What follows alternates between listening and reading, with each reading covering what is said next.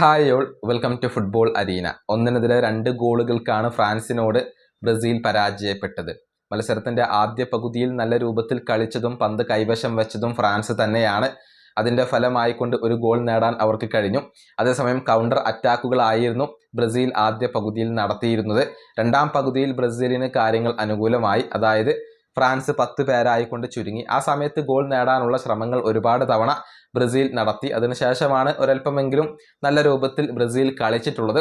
പക്ഷേ ഫൈനൽ തേർഡിൽ മോശമാവുകയായിരുന്നു. ഗോളുകൾ കൂടുതലായിട്ട് നേടാൻ ബ്രസീലിന് കഴിഞ്ഞില്ല എന്നുള്ളത് എടുത്തു പറയേണ്ട കാര്യമാണ്.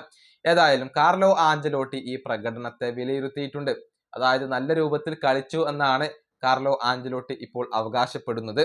ലോകത്തെ ഏറ്റവും മികച്ച ടീമുകളോട് മുട്ടി നിൽക്കാൻ ബ്രസീലിന് കഴിയുമെന്നുള്ളത് ഈ മത്സരത്തിൽ തെളിയിച്ചു എന്നാണ് ഇപ്പോൾ കാർലോ ആഞ്ചലോട്ടി വ്യക്തമാക്കിയിട്ടുള്ളത്. അദ്ദേഹത്തിന്റെ വാക്കുകൾ ഇങ്ങനെയാണ്: ലോകത്തെ ഏറ്റവും മികച്ച ടീമുകളോട് മുട്ടി നിൽക്കാൻ ഞങ്ങൾക്ക് കഴിയുമെന്ന് ഇന്നത്തെ മത്സരത്തിലൂടെ ഞങ്ങൾ തെളിയിച്ചു. അക്കാര്യത്തിൽ എനിക്ക് യാതൊരുവിധ സംശയങ്ങളും ഇല്ല. ഏറ്റവും കരുത്തരായ ഒരു ടീമിനെതിരെയാണ് ഞങ്ങൾ കളിച്ചത്. വിജയിക്കാൻ വേണ്ടി അവസാന മിനിറ്റ് വരെ ഞങ്ങൾ ഫൈറ്റ് ചെയ്തു. വരുന്ന വേൾഡ് കപ്പിൽ ഞങ്ങളുടെ മുഴുവൻ എനർജിയും ഉൾപ്പെടുത്തിക്കൊണ്ട് ഫൈറ്റ് ചെയ്യും എന്ന കാര്യത്തിൽ എനിക്ക് നല്ല ബോധ്യമുണ്ട്. ഇതാണ് കാർലോ ആഞ്ചലോട്ടി പറഞ്ഞിട്ടുള്ളത്. പ്രകടനത്തിന്റെ കാര്യത്തിൽ അദ്ദേഹം ഹാപ്പിയാണ്.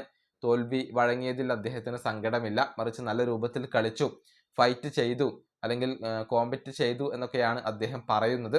പക്ഷെ ബ്രസീലിയൻ ആരാധകർ ഇതുകൊണ്ടൊന്നും ഇപ്പോൾ സംതൃപ്തരല്ല എന്നുള്ളതാണ് വസ്തുത. വേൾഡ് കപ്പ് നേടണമെങ്കിൽ ഈ പ്രകടനം മതിയാവില്ല. വിനീഷ്യസ് ജൂനിയറും റാഫീഞ്ഞയും ഒക്കെ മികച്ച രൂപത്തിലേക്ക് മാറേണ്ടതുണ്ട്. ഈ വീഡിയോ അവസാനിപ്പിക്കുന്നു. അടുത്തൊരു വീഡിയോ കൊണ്ടും കാണാം.